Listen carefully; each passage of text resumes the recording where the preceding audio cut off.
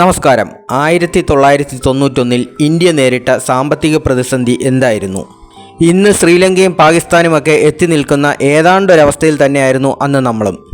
സാമ്പത്തിക പ്രതിസന്ധി മൂത്ത് ഒരുപക്ഷെ രാജ്യം തന്നെ പല കഷണങ്ങളായി വിഭജിച്ചു പോകാനുള്ള ഒരു സാധ്യത. ഇതൊരുപക്ഷെ ഇന്ത്യ എന്ന മഹാരാജ്യത്തിൻ്റെ അസ്തമനത്തിൻ്റെ ആരംഭമാണെന്ന് ലോകം പോലും കരുതിയിരുന്ന ഒരു നാൾ. ആ ഒരു നിർണായക സാഹചര്യത്തിൽ തന്നെയായിരുന്നു അന്നുവരെ രാഷ്ട്രീയ ഇന്ത്യ കണ്ടിട്ടില്ലാത്ത ഒരു സാമ്പത്തിക വിദഗ്ധൻ്റെ രംഗപ്രവേശനവും. അത് മറ്റാരുമായിരുന്നില്ല, പിൽക്കാലത്ത് ഏവർക്കും സുപരിചിതനായി മാറിയ മൻമോഹൻ സിംഗ് തന്നെയായിരുന്നു. അന്നത്തെ പ്രധാനമന്ത്രിയായിരുന്ന PV നരസിംഹറാവുവിൻ്റെ പ്രത്യേക ക്ഷണപ്രകാരം ക്യാബിനറ്റിലേക്ക് ആനയിക്കപ്പെട്ട സാമ്പത്തിക ശാസ്ത്രത്തിൻ്റെ ഇന്ദ്രജാലക്കാരൻ. ഇന്ന് ലോകത്തിലെ 5ാമത്തെ സാമ്പത്തിക ശക്തിയായി നിലനിൽക്കുന്ന ഇന്ത്യയെ ആ സ്ഥാനത്തെത്തിക്കാൻ ഡോക്ടർ മൻമോഹൻ സിംഗ് വഹിച്ച പങ്ക് വളരെ വലുതാണ്. രാഷ്ട്രീയപരമായി വ്യത്യസ്ത ചേരിയിലാണെങ്കിലും മൻമോഹൻ സിംഗിൻ്റെ ഈ സംഭാവനകളെ അംഗീകരിക്കുന്നതിൽ നിലവിലെ ഇന്ത്യൻ പ്രധാനമന്ത്രി ശ്രീ നരേന്ദ്രമോദിക്കും യാതൊരു സങ്കോചവും ഉണ്ടായില്ല. 1991 സാമ്പത്തിക പ്രതിസന്ധിയും അതിനെ ഡോക്ടർ മൻമോഹൻ സിംഗ് എങ്ങനെ കൈകാര്യം ചെയ്തു എന്നതും നമുക്ക് ഈ വീഡിയോയിലൂടെ ഒന്ന് പരിശോധിക്കാം. വർഷം 1980കളുടെ തുടക്കം. രാജ്യം അന്നുവരെ കണ്ടിട്ടില്ലാത്ത രീതിയിൽ ക്രൂഡ് ഓയിലിൻ്റെ ഉപഭോഗം വർദ്ധിക്കുന്നു. ഇവിടെ നമ്മുടെ കയറ്റുമതി വർദ്ധിക്കുന്നതുമില്ല, എന്നാൽ എണ്ണയുടെ ഇറക്കുമതിക്കായി അധികം തുക കണ്ടെത്തേണ്ടിയുമിരിക്കുന്നു. ഇത് രാജ്യത്തിൻ്റെ ഇറക്കുമതി കയറ്റുമതി സന്തുലിതാവസ്ഥയെ ദോഷകരമായി ബാധിക്കുന്നു. 90കളുടെ തുടക്കമായപ്പോൾ കാര്യങ്ങൾ കൂടുതൽ വഷളായി എന്ന് തന്നെ പറയാം. രാജ്യം ബാലൻസ് ഓഫ് പേയ്മെൻറ്റ് പ്രതിസന്ധിയിലേക്ക് കൂപ്പുകുത്തുന്നു. ബാലൻസ് ഓഫ് പേയ്മെൻറ്റ് അഥവാ BOP എന്നത് വളരെ ലളിതമായി പറയാം. വിദേശ രാജ്യങ്ങളിൽ നിന്ന് ഒരു രാജ്യത്തിലേക്ക് വരുന്ന പണവും തിരിച്ച് ആ രാജ്യം വിദേശ രാജ്യങ്ങളിലേക്ക് ചിലവാക്കുന്ന പണവും തമ്മിലുള്ള ഒരു കണക്കാണ് ബാലൻസ് ഓഫ് പേയ്മെൻറ്റ്. ഇതിൽ തന്നെ കറണ്ട് അക്കൗണ്ട് എന്നും ക്യാപിറ്റൽ അക്കൗണ്ട് എന്നും പറയുന്ന 2 കമ്പോണൻസ് ഉൾപ്പെടുന്നു. കുറച്ചുകൂടി വിശദമാക്കിയാൽ കറണ്ട് അക്കൗണ്ടിൽ പെടുന്നതാണ് എക്സ്പോർട്ട്, ഇമ്പോർട്ട് മുതലായ വ്യാപാരങ്ങളൊക്കെ. എന്നാൽ ക്യാപിറ്റൽ അക്കൗണ്ടിൽ ഉൾപ്പെടുന്നത് കടമെടുപ്പും നിക്ഷേപവും കരുതൽ ധനസമാഹാരവും ഒക്കെയാണ്. 91 സ്ഥിതി ഏറ്റവും ലളിതമായി പറഞ്ഞാൽ കടം തിരിച്ചടയ്ക്കാനാവാത്ത ഒരവസ്ഥ. 91 ഇത്ര രൂക്ഷമായ ഒരവസ്ഥയിൽ നമ്മുടെ രാജ്യം എത്തിച്ചേരാനുള്ള 2 കാരണങ്ങളായിരുന്നു സോവിയറ്റ് യൂണിയൻ അടങ്ങുന്ന ഈസ്റ്റേൺ ബ്ലോക്കിൻ്റെ തകർച്ചയും പിന്നെ മറ്റൊന്ന് ഗൾഫ് യുദ്ധവും. അക്കാലത്ത് നമ്മുടെ പ്രധാന 2 വ്യാപാര പങ്കാളികളായിരുന്നു സോവിയറ്റ് യൂണിയനും ഗൾഫ് നാടുകളിൽപ്പെട്ട കുവൈറ്റും. അതാണ് ഇവരുടെ തകർച്ച നമ്മുടെ വ്യാപാര സന്തുലിതാവസ്ഥയെ തകർക്കാൻ കാരണം. 91 ഗൾഫ് യുദ്ധം ക്രൂഡ് ഓയിൽ വിലയിൽ വൻ കുതിച്ചുചാട്ടമാണ് സൃഷ്ടിച്ചത്. ഇങ്ങനെ കടം പെരുകിയത് മൂലം നമ്മുടെ ഇൻ്റർനാഷണൽ ക്രെഡിറ്റ് റേറ്റിംഗിൽ വൻ ഇടിവുണ്ടായി. ഇത് IMFനെയും വേൾഡ് ബാങ്കിനെയും ഇന്ത്യക്ക് ലോൺ കൊടുക്കുന്നതിൽ നിന്ന് പിന്തിരിപ്പിച്ചു. സമാനമായ ഒരു സാഹചര്യമാണ് ഇപ്പോൾ ശ്രീലങ്കയിലും ഉള്ളതെന്ന് അറിയുക. 1991 മധ്യത്തിലാണ് ശ്രീ PV നരസിംഹറാവു ഇന്ത്യയുടെ പ്രധാനമന്ത്രിയായി സ്ഥാനമേറ്റെടുക്കുന്നത്.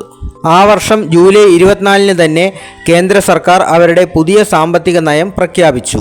ഇതിൽ പെട്ടതാണ് ലിബറലൈസേഷൻ, പ്രൈവറ്റൈസേഷൻ, ഗ്ലോബലൈസേഷൻ അഥവാ LPG റിഫോംസ്. ലിബറലൈസേഷൻ എന്നാൽ ഉദാരവൽക്കരണം, പ്രൈവറ്റൈസേഷൻ എന്നാൽ സ്വകാര്യവൽക്കരണം, ഗ്ലോബലൈസേഷൻ എന്നാൽ ആഗോളവൽക്കരണം.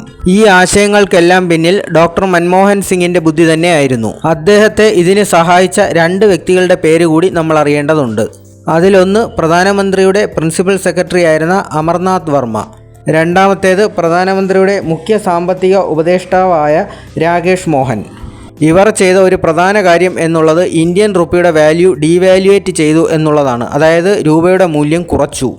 ഇതിൻ്റെ ഉദ്ദേശം രാജ്യത്തിൻ്റെ കയറ്റുമതിയെ ഒന്ന് ബൂസ്റ്റ് ചെയ്യുക എന്നുള്ളതായിരുന്നു. രൂപയുടെ മൂല്യം കൃത്രിമമായി കുറച്ചതിനാൽ ചില പ്രത്യാഘാതങ്ങളും രാജ്യത്തുണ്ടായി. അതിലൊന്നായിരുന്നു ഇന്ധനവിലയുടെ വർധനവ്. പക്ഷേ അതിനെയൊക്കെ കവച്ചു വയ്ക്കുന്ന മറ്റ് ലക്ഷ്യങ്ങളാണ് അന്ന് ഡോക്ടർ മൻമോഹൻ സിംഗും കൂട്ടരും മനസ്സിൽ കണ്ടത്. ലിബറലൈസേഷൻ അഥവാ ഉദാരവൽക്കരണം കൊണ്ട് ഉദ്ദേശിച്ചത് ഇന്ത്യൻ ബിസിനസ് രംഗത്തെ കൂടുതൽ സ്വാതന്ത്ര്യമാക്കൽ എന്നതാണ്. അതിനുവേണ്ടി അന്ന് വരെ നിലവിലുണ്ടായിരുന്ന പല കാടൻ നിയമങ്ങളിലും ഇളവ് വരുത്തി. അതിലൊന്നായിരുന്നു ലൈസൻസ് രാജ് സമ്പ്രദായം നിർത്തലാക്കിയത്. അന്ന് വരെ ഇന്ത്യയിൽ ഒരു സംരംഭം തുടങ്ങാൻ കടുത്ത ലൈസൻസ് നിയമങ്ങൾ നിലവിലുണ്ടായിരുന്നു.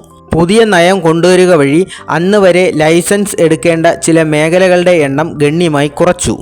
രാജ്യസുരക്ഷ, തന്ത്രപരമായ മേഖലകൾ, അതുപോലെ തന്നെ പാരിസ്ഥിതിക ആഘാതം എന്നീ മേഖലകളിലേക്ക് മാത്രമായി ലൈസൻസ് ചുരുക്കി.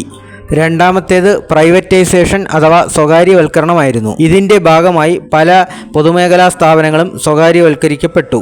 പോരാത്തതിന് വിവിധ മേഖലകളിൽ 51% വരെ വിദേശ നിക്ഷേപവും അനുവദിച്ചു. ഇതെല്ലാം എക്കാലത്തെയും പോലെ അന്നത്തെ ഇടതുപക്ഷത്തെ ചൊടിപ്പിച്ചു. അക്കാലത്ത് അവരുടെ ഭാഗത്തു നിന്ന് വൻ പ്രക്ഷോഭങ്ങളാണ് രാജ്യം സാക്ഷ്യം വഹിച്ചത്. രാജ്യം വിദേശികൾക്ക് തീറെഴുതി കൊടുക്കുന്നു എന്നൊരു പ്രചരണവും ശക്തമായിരുന്നു.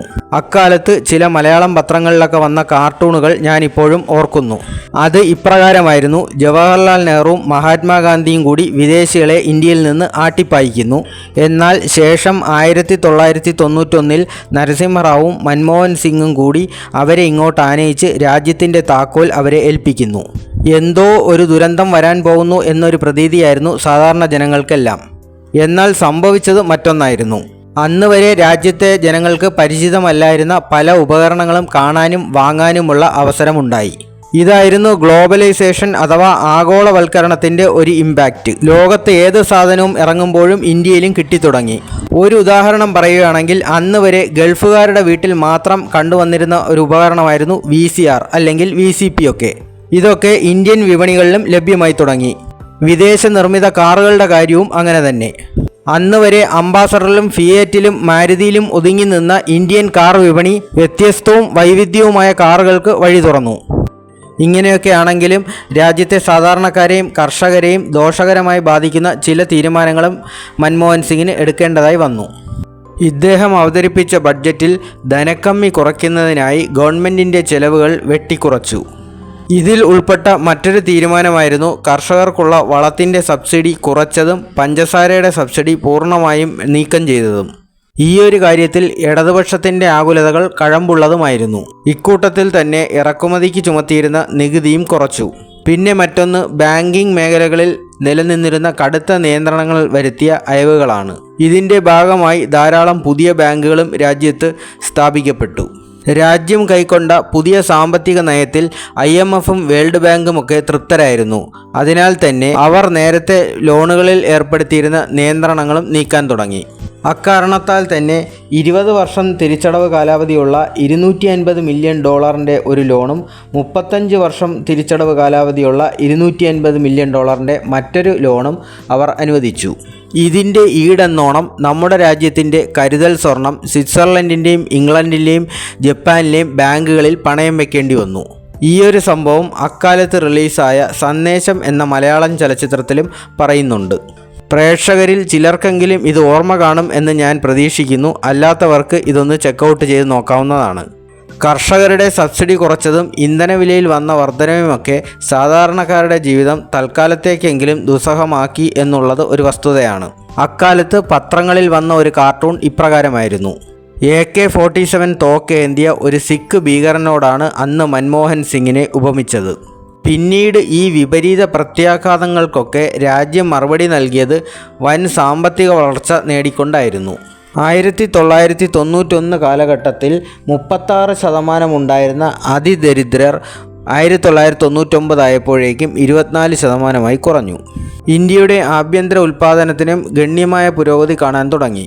ഇങ്ങനെയൊക്കെ ആണെങ്കിലും സമ്പത്ത് എന്നും ഒരു വിഭാഗം ജനങ്ങളിലേക്ക് മാത്രമായി കുമിഞ്ഞുകൂടുന്നു എന്നുള്ള ഒരു ആരോപണവും ശക്തമായിരുന്നു. ഏതൊരു നയമോ പരിഷ്കാരമോ ആയിക്കോട്ടെ, അതിൻ്റെ 100% വിജയസാധ്യത എന്ന് പറയുന്നത് വെറുമൊരു ഉട്ടോപ്യൻ സങ്കല്പം മാത്രമാണ്. ഡോക്ടർ മൻമോഹൻ സിംഗിൻ്റെ പരിഷ്കാരങ്ങളിലും അതുതന്നെയാണ് സംഭവിച്ചത്. തകർന്ന് തരിപ്പണമായി പോകുമായിരുന്ന ഒരു സമ്പദ് വ്യവസ്ഥയെ തിരിച്ച് വളർച്ചയുടെ പാതയിലേക്ക് നയിച്ചു. ഇന്ന് BJP സർക്കാർ രാജ്യത്ത് പിന്തുടരുന്ന ഒട്ടുമിക്ക സാമ്പത്തിക നയങ്ങളുടെയും വിത്ത് പാകിയതും മുളപ്പിച്ചതും മൻമോഹൻ സിംഗ് തന്നെയായിരുന്നു. അന്ന് അദ്ദേഹം കൊണ്ടുവന്ന പല പരീക്ഷണങ്ങളും പരിഷ്കാരങ്ങളും ഇന്നൊരുപക്ഷെ പലർക്കും അത്ര മഹത്തരമായി തോന്നില്ല. ലോകം കണ്ട വലിയ പരിവേഷകനും നാവികനുമൊക്കെയായ ക്രിസ്റ്റഫർ കൊളംബസ് തൻ്റെ വിജയകരമായ പരിവേഷണങ്ങൾക്കൊടുവിൽ ഒരു വിരുന്ന് നടത്തി. അതിൽ തൻ്റെ നേട്ടങ്ങളെക്കുറിച്ച് അദ്ദേഹം പറഞ്ഞപ്പോൾ അത് അത്ര വലിയ കാര്യമൊന്നുമല്ല എന്ന് ഒരാൾ പറയുകയുണ്ടായി. ഇതിനു മറുപടി എന്നോണം കൊളംബസ് ഒരു കോഴിമുട്ട എടുത്തുകൊണ്ട് തൻ്റെ നേട്ടങ്ങളെ വിലകുറച്ച് കണ്ട ആളിനോട് ഇത് കുത്തി നിർത്താൻ കഴിയുമോ എന്ന് ചോദിച്ചു. അത് ഒരിക്കലും സാധിക്കാത്ത ഒരു കാര്യമായിരുന്നു എന്നതായിരുന്നു മറ്റേ ആളിൻ്റെ മറുപടി. പക്ഷേ ആ കോഴിമുട്ട ചെറുതായിട്ടൊന്ന് പൊട്ടിച്ച ശേഷം അത് കുത്തി നിർത്തുകയാണ് കൊളംബസ് ചെയ്തത്. ഇത് ഇങ്ങനെയായിരുന്നെങ്കിൽ ഞാനും ചെയ്യുമായിരുന്നു എന്നായിരുന്നു മറ്റേ ആൾ വീണ്ടും പറഞ്ഞത്. പക്ഷേ നിങ്ങളുടെ അവസരത്തിൽ നിങ്ങൾക്ക് അങ്ങനെ ഒരു ബുദ്ധി തോന്നിയില്ലല്ലോ എന്നായിരുന്നു കൊളംബസിൻ്റെ തിരിച്ചുള്ള മറുപടി. ഏതൊരു പ്രയാസമുള്ള കാര്യവും ഒരാൾ ചെയ്ത് വിജയിപ്പിച്ച് കഴിയുമ്പോൾ അതത്ര വലിയ കാര്യമായിരുന്നില്ല എന്ന് തോന്നൽ പൊതുവെ ജനങ്ങൾക്ക് സ്വാഭാവികമായി ഉള്ളതാണ്. ഇന്ന് ഡോക്ടർ മൻമോഹൻ സിംഗും സമാനമായ ഒരവസ്ഥയിൽ കൂടി കടന്നു പോകുന്ന ഒരു വ്യക്തിയാണ്. ഇന്ന് ധാരാളം പ്രാഞ്ചിയേട്ടന്മാർ ഭാരതരത്ന നേടി ആദരിക്കപ്പെടുമ്പോൾ ഈ മനുഷ്യനും അതിനുള്ള അർഹതയ്ക്ക് ഒട്ടും പിന്നിലല്ല. ഇദ്ദേഹം പ്രധാനമന്ത്രിയായിരുന്ന കാലയളവിൽ രാജ്യം പല വലിയ കുംഭകോണങ്ങൾക്കും സാക്ഷ്യം വഹിച്ചു എന്നത് ഒരു വസ്തുതയാണ്. പക്ഷേ അപ്പോഴും അന്റോണിയോ എഡ്വിഗ് ആൽബീന മൈനോയുടെയും കുടുംബത്തിൻ്റെയും ബന്ധനത്തിൽ പ്രധാനമന്ത്രി കസേരയിൽ ഇരിക്കേണ്ടി വന്നത് ഇദ്ദേഹത്തിൻ്റെ ഗതികേട് എന്ന് പറഞ്ഞുകൊണ്ട് നിർത്തുന്നു. Thank you.